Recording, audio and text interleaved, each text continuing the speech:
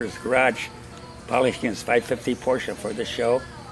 And fortunately, he had a phone in his garage, and he dialed 911 and got an ambulance over me, and got me to a hotel, or to a hospital, rather, not a hotel. And that kind of saved my life. And Dave and I had become very fast friends at that time, or just before that. So, at any rate, the bad news is I had the stroke. The good news is my car, which we had built, won Best of Show at the Eyes on Design show in Detroit. At the Ford Mansion? Yes. The Etzel Ford estate. Going on with the story, so I spent a few months in the hospital in Ann Arbor, where they took me after the stroke. And while I was there, they put a catheter in me because I couldn't get up to go to the washroom. And they were going to come back to put the catheter in me again. And I said, I'll learn to fly before I let you do that again. So I said, take me down to the gym in the hospital. There were parallel bars there, and I made myself walk for the first time since I had the stroke. So I walked the length of the parallel bars. And later that month, my employees came and picked me up. I had a 35-foot motorhome. They came and got me in that and took me back to Chicago and checked me into a nursing home where I spent a few months. And, or assisted living, I should say, not nursing home, assisted living. And my wife, Bobby, I should have mentioned this. After my stroke, I could only remember one thing. It was her phone number. So I phoned her and I got her mother and I said, this is Bob, I'm in a nursing home, or in a nursing home in Chicago, or in Detroit, and I said I had a stroke and I'm incapacitated.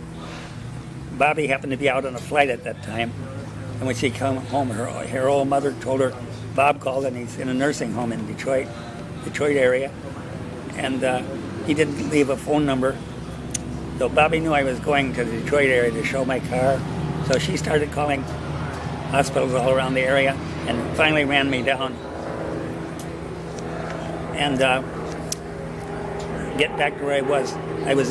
My employees came and brought me back to Chicago and checked me into assisted living near Chicago, one of the Chicago suburbs. Hello, airplane.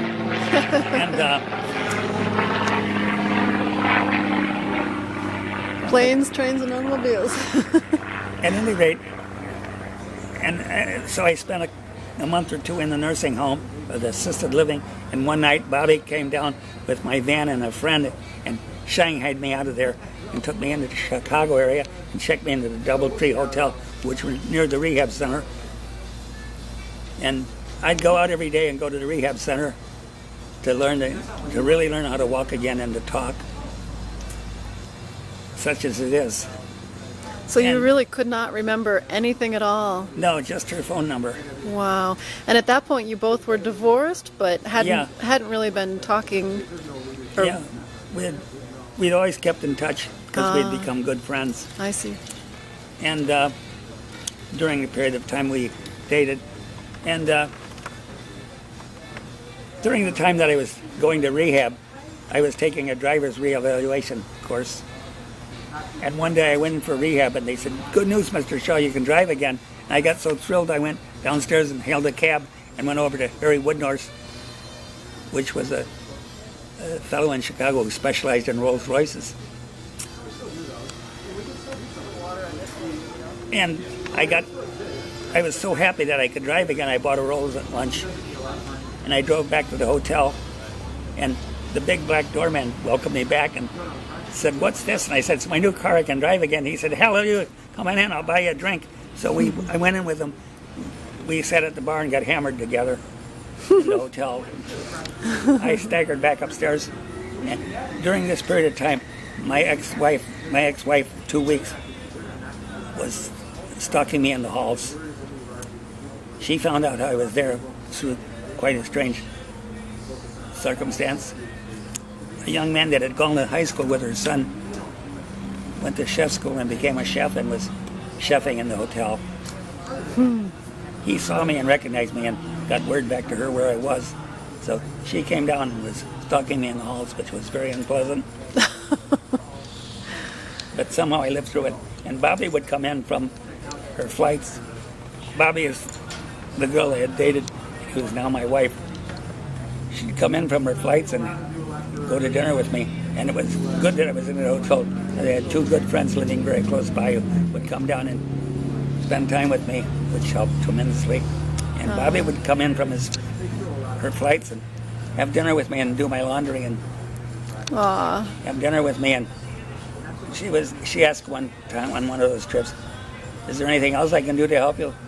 After she had just done my laundry, and I said, "Yes, marry me. That would help a great deal." Oh. She fortunately said yes. So we went to Disney World and got married, and I'm happy to say that Mickey Mouse was my best man. Wow. Well, I showed you that picture, didn't I? Zipped in here. So at any rate, we got married at Disney World and have been living happily ever after since then. Oh, wow. So what kind of Rolls Royce did you buy? I bought my Corniche at that time. Okay. A used one, I should mention. Is that the white one in the coach house? Yes, it is. Same car. Wow. What year was that? I wonder what year that Corniche is. I can't remember. Yeah.